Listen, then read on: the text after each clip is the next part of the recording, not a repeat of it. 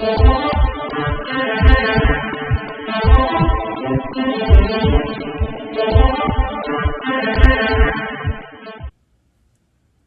going on? What's going on? This your boy AKTJR, Facts from AKT Urban Podcast, episode number 5. Episode number 5, man. I'm out here in the library. Decided to give you a library edition today on this beautiful Sunday afternoon or whatever. So I'm gonna get straight to it, man.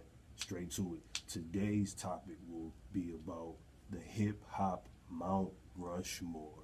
That's right, I said it. The Hip-Hop Mount Rushmore, in my opinion. Because I know some people are not going to agree with, the people who I think is on my Mount Rushmore, you know what I'm saying?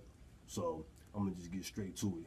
First of all, I have to say, the one rapper that nobody gives any credit to, who I got to put first, I'm going to say him number one. He's not number one, the greatest on my Mount Rushmore, but I got to mention him, man, because he don't get enough props and respect out here in this hip-hop game, man. And that's definitely Mr. William Michael Griffin, a.k.a. Rakim, the microphone fiend, baby, Rakim. Rakim is he was just a pure rapper. Like, he was just so, his rhymes was just so smooth and legit, like butter on top of toast. It was just so smooth and like that, to the point where it sounded like he was just talking over the track. It sounded like he was just regularly talking over the track, man. It didn't sound like he didn't show any effort when he rapped. He was just pure smooth with it. And then on top of that, he never really used that much profanity. So y'all got to keep that in mind too, man. Definitely. Rakim and Eric B, they were a hell of a duo with Paid in Full, you know what I'm saying? Juice, they was doing all type of records together, man. Eventually, they fell out, you know what I'm saying, ended up having beef or whatever, and people still waiting on Rakim to drop another album, even though he probably not. I mean, he don't have to. His name is cemented in the greatness. All the real hip-hop heads know about Rakim, and they pay homage to that, man. So that's number one, I'm going to say, on my Mount Rushmore list. Number 2, got to give it up, man. Shout out to my city, Detroit, Michigan, man. Marshall Mathers, a.k.a. Eminem. That's right, number 2, Eminem. I got to put Eminem in there, man, because what can't he do? Like, what rapper could he not hold a candle to? Like, he could hang with any rapper, and he's even outdone rappers on their own tracks. One of my favorite songs by Jay-Z of all time, from the Blueprint, Renegade, Eminem murdered him on his own track. And that doesn't discredit Jay at any little of a bit. It just shows how good of a rapper that Eminem truly was, man. Eminem, he can go pound for pound with all the greatest lyricists, man. From the Redmans to the Cannabises to Chino XLs to he can just do anything. A lot of people. This whole $1 million question that's out there in the rap world now is, who will win in a rap battle between Cassidy or Eminem? That is a hell of a debate right there. I had to get into that for another day. But the Eminem Show, one of the highest selling albums in hip hop of all time. You know what I'm saying? He got the classics. You know what I'm saying? If he drop an album today, it's gonna go platinum like that, because he just got so many fans. Eminem and his intricate word style play is just of like no other. Like, nobody can spit the rhymes and just make every single word rhyme like him. You know what I'm saying? I know he said he used to read the dictionary a lot to get his vocabulary up, so he could learn how to rhyme more and more words, which is actually pretty smart thing to do. Not too many rappers read the dictionary. So shout out to Eminem for that. He's definitely number 2. Marshall Mathers, that man can definitely spit with the best of the best, for sure, man. Off the top, man. Y'all already know. Going in to number 3 is this is the person who a lot of people consider is the GOAT. And I can't argue with him. However, you can make other debates about rappers being pushed ahead of him, but he's still great in his own way. Tupac Shakur. You know what I'm saying? Shout out to Frat Benny Boom or whatever for directing the movie with L.T. Hutton, All Eyes on Me. I absolutely loved All Eyes on Me, man. A lot of people didn't appreciate it, but the thing is, if you are a true Tupac fan, then that means you know the story already. Like, you already know the story. You should already. If any real hip hop head or Tupac fan, excuse me, went into that movie with not having high expectations, because you knew the story and you knew they wasn't gonna be able to get everything. The people that was closest to the story weren't even around to be on the set. Suge Knight locked up. Tupac is gone. Biggie is gone. Afeni Shakur passed a little bit. She passed like before the movie had even came out. She didn't even get to see the final cut of the movie. You know, Yaki Gaddafi, he dead. You know what I'm saying? So it's, or the person who's even been known to kill Tupac. I ain't gonna say his name. I'm gonna just say he died at the car wash. That person, even he's dead. So Tupac, man, he was more than just a rapper, man. He spoke for everybody, man. No, you could relate from him. Whether you was a thug, a gangbanging type of dude, whether you was a single mom out here trying to survive and raise your kids or whatever, whether you was even a single father out here raising your kids, you could relate in all type of ways. If you was mad at your parents and you just needed to get pumped up or whatever, you could go in your room and turn some Tupac and he'd get you right back in the mode, you know what I'm saying? If you just wanted to hear some nice little party club music, something to play at a barbecue or something like that, he had a variety of music. He spoke to many different types of people. Not even just all African Americans, man, just all races of humans, period. He was a cultural icon. He's like a Frank Sinatra, a Jimmy Dean. He's Elvis Presley. He's on that iconic level status of being an entertainer, period. And not only was he a rapper, he could act. Man could act his ass off. Who didn't love him in Juice's Bishop or Birdie in The Blood Rain?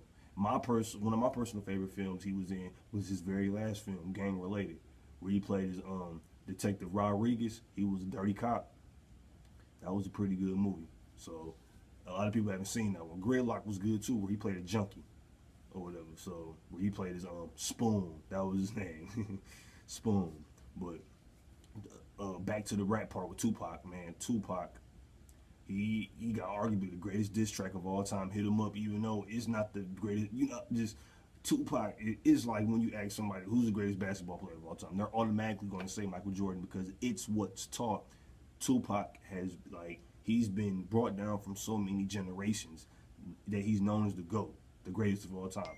And it's so crazy because I even got I got a little cousin that's only 7 years old, and she was talking to me about Tupac and him being alive and not being dead and all that. I'm 25. My little cousin is 7, and they still pushing that whole narrative of him being alive somewhere on the island. That goes to show you how much this man really means to hip hop. People don't even want to accept the fact that he's dead, and he is. He's been dead over 20 years, and people just like, it's crazy, man. Tupac is that iconic of a rapper, man. As far as his music, man, my favorite album by him, I personally like the Don Cluminati, 7 Day Theory. A lot of people just tend to say All Eyes on Me because, once again, it's the crowd favorite and it's what's taught. It's what most people know. So they tend to go with what's most known. You know what I'm saying? But I like Don Cluminati, 7 Day Theory, Machiavelli. You know what I'm saying? Me Against the World definitely was dope. Of course, All Eyes on Me was dope. The movie was named. Come on now, I can't discredit All Eyes on Me or nothing like that, man. You know, Tupac, ain't no telling what the world would be like if he was still here today, you know. So, rest in peace, Pac. You know, live on, your music lives forever. I'm definitely a fan. And last but not least, the person who I personally think is the true GOAT, number 4 on my Mount Rushmore list, I am going to have to say, excuse me, I'm going to have to say that is rapper Sean Carter, aka Jay-Z. That's right, I think Jay-Z is the GOAT. Why do I think Jay-Z is the GOAT? Name a rapper with a better discography than him. Who has a better track record, a better rap sheet of albums?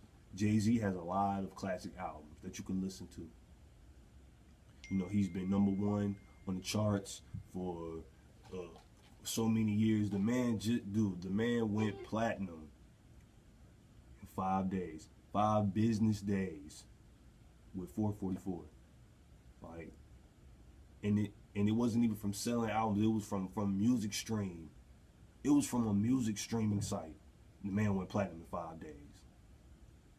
When it comes to his lyrical ability, people try to discredit him and say that, oh, he took rhymes from Biggie, all this and the third. Man, listen, y'all gotta understand, man.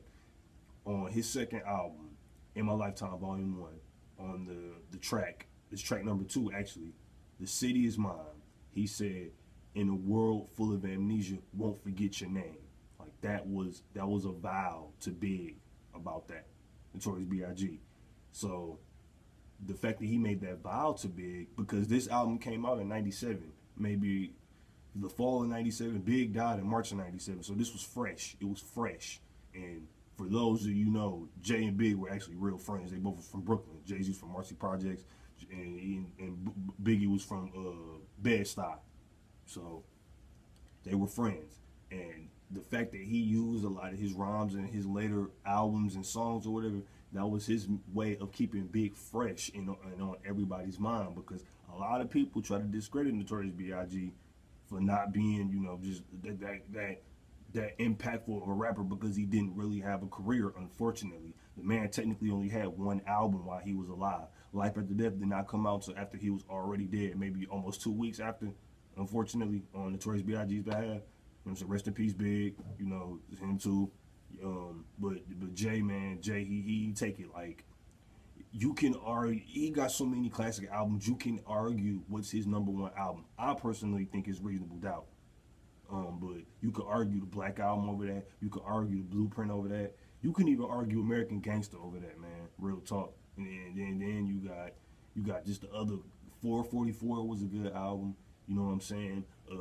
In My Lifetime wasn't bad. The Life of Times, S. Dot Carter wasn't a bad album. Hard Knock Life, those wasn't bad albums. I think the album that he made that was the absolute worst was maybe The Dynasty. The only thing I can remember off The Dynasty that was a cold song was the intro and This Can't Be Life with Scarface and Beanie Siegel. So I mean, that's like his worst album in my opinion to me. Other than that, he's the Blueprint 3 wasn't a bad album. Blueprint 2 was kind of whack, but definitely Kingdom Come wasn't a bad album at all. So Jay, man, he's a businessman. He been on top for so long. He had, it was what, 13 albums now, 14. Like, it's so hard for me to keep up, man, with that man in his greatness. You know, so that is my personal hip-hop Mount Rushmore. I want y'all to let me know what y'all think in the comment section, man. Let me know.